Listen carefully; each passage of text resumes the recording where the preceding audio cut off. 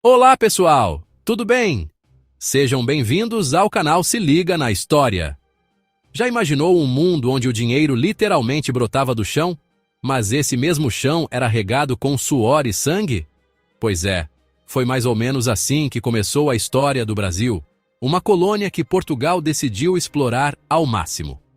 Hoje a gente vai voltar no tempo e mergulhar de cabeça na sociedade açucareira.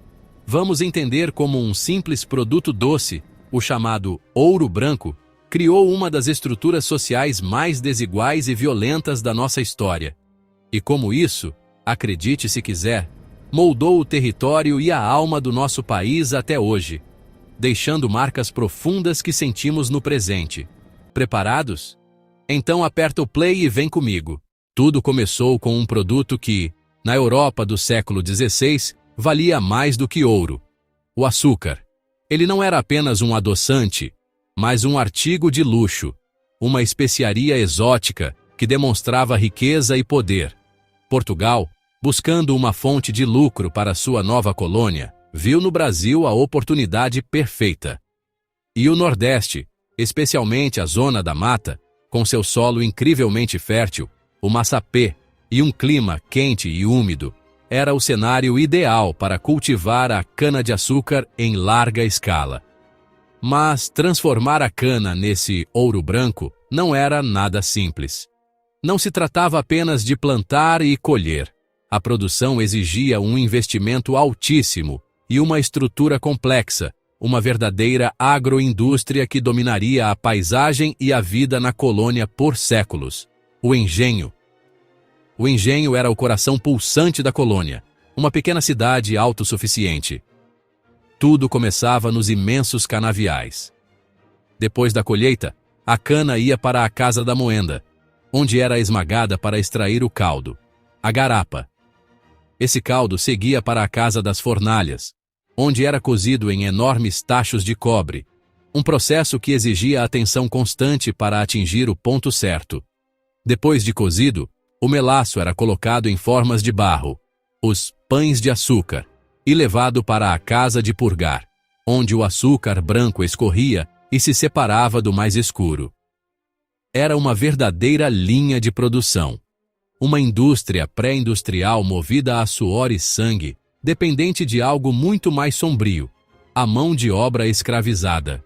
Milhões de africanos, de diferentes povos e culturas, foram sequestrados de suas terras e brutalmente transportados através do Atlântico.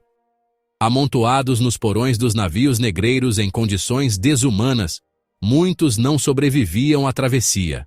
Eram eles que realizavam todas as etapas do trabalho, da exaustiva jornada de sol a sol no plantio e na colheita, ao perigosíssimo trabalho na moenda, onde um descuido podia custar um braço. Eram eles que alimentavam as fornalhas e mexiam o caldo fervente nos gigantescos tachos de cobre, sob um calor infernal. A produção dependia inteiramente dessa exploração. O lucro era tão extraordinário que, por um tempo, até os holandeses entraram no negócio, financiando a construção de engenhos e controlando a distribuição do açúcar na Europa. Eles viram o potencial imenso desse ouro branco brasileiro.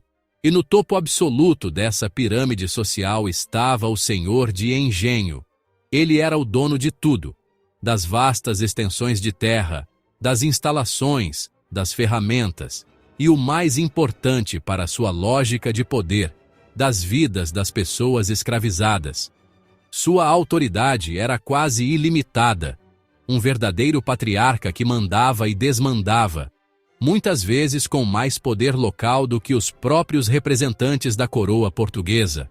Ele vivia na Casa Grande, uma fortaleza que era o centro administrativo do engenho e o símbolo máximo de seu poder, cercado por sua família e por um luxo que contrastava brutalmente com o resto da população. Enquanto isso, na base da pirâmide, a grande maioria da população vivia na senzala. Eram galpões escuros, úmidos e superlotados, muitas vezes sem janelas ou saneamento básico, onde os escravizados eram trancados à noite, amontoados como mercadoria após um dia de trabalho que podia durar até 18 horas. desprovidos de qualquer direito, eram tratados como propriedade. A sociedade era rigidamente hierarquizada, mas não se resumia apenas a esses dois extremos. Entre a opulência da Casa Grande e a miséria da senzala, existiam camadas intermediárias. Havia os trabalhadores livres, mas pobres, como os feitores, que supervisionavam o trabalho escravo com violência, e os artesãos, como carpinteiros e ferreiros, essenciais para a manutenção do engenho. Havia também os lavradores de cana, homens livres que não possuíam engenho, mas plantavam cana em terras arrendadas do senhor e eram obrigados a moê-la em suas instalações. E, claro, os comerciantes que circulavam pela colônia negociando açúcar, ferramentas, tecidos e, inclusive, pessoas escravizadas, construindo suas próprias fortunas nessa estrutura. E nesse cenário, um outro poder exercia uma influência fundamental. A Igreja Católica era onipresente. Suas igrejas e capelas marcavam a paisagem dos engenhos, e seu discurso ajudava a legitimar a ordem social, apresentando a hierarquia e o sofrimento como parte da vontade divina. Os jesuítas, em particular, tiveram um papel duplo. Enquanto buscavam catequizar os povos indígenas, também se encarregavam da educação dos filhos dos senhores de engenho, perpetuando os valores da elite. O poder do senhor, a fé e a exploração andavam de mãos dadas. Mas essa máquina de moer cana e gente era insaciável. A monocultura da cana esgotava o solo rapidamente, exigindo uma expansão constante sobre novas terras. Foi essa fome por mais espaço, combinada com a busca por outras riquezas como metais preciosos, e a caça por indígenas para escravizar, que impulsionou a colonização para o interior do continente. Começaram as entradas e bandeiras. As entradas eram expedições oficiais, financiadas pela coroa portuguesa. Já as bandeiras eram iniciativas particulares, organizadas principalmente por colonos de São Paulo, que ficaram conhecidos como bandeirantes. Os bandeirantes são figuras controversas e complexas. Ao mesmo tempo que desbravaram o sertão, mapeando rios e descobrindo novas áreas, foram responsáveis por um genocídio, atacando missões jesuíticas e aldeias para capturar e escravizar milhares de indígenas.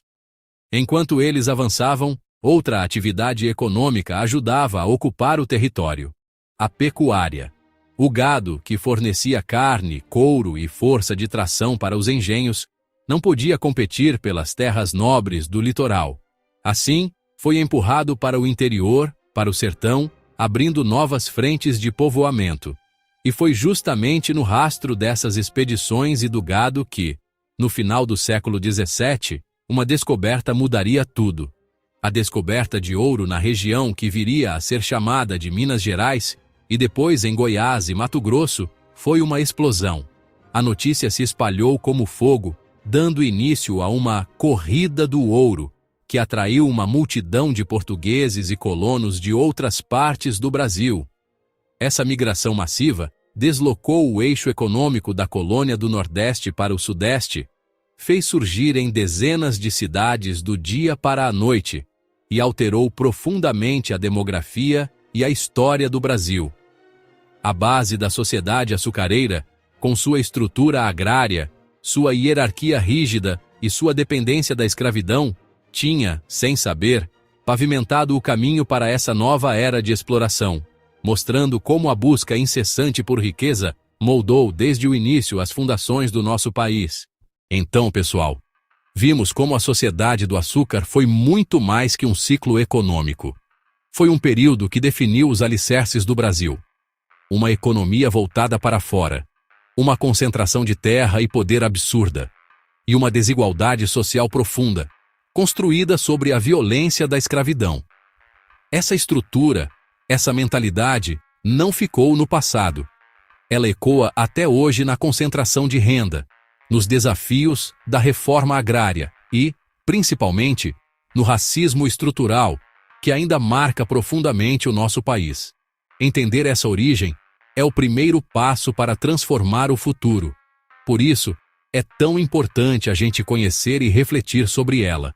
Se você chegou até aqui, já sabe, Dá aquele like no vídeo para ajudar o canal a crescer e levar esse conhecimento para mais gente. Se inscreva agora mesmo e ative o sininho para não perder nenhuma viagem pela história com a gente. E agora, a pergunta que fica: o que você acha que mudou? E o que infelizmente ainda parece igual na nossa sociedade? Quais heranças do Brasil colônia você mais percebe no seu dia a dia? Vou adorar ler as suas opiniões e trocar essa ideia. Compartilha esse vídeo com a galera, vamos espalhar conhecimento.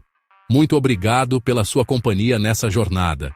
Espero que tenha curtido esse conteúdo e te vejo no próximo vídeo. Até a próxima!